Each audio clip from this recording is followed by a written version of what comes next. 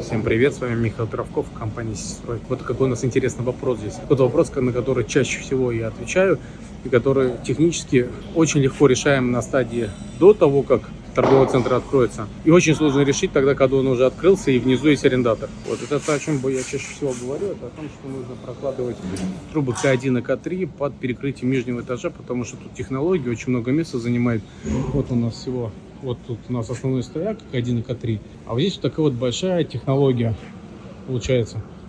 И мы сюда никак не сведем, только сможем свести, если пройти под перекрытием нижнего этажа. Стяжка тут сантиметров 10 только. Будем еще там смотреть. Довольно большая площадь под технологию. О, наш оттуда начинается. И вот только одно место такое.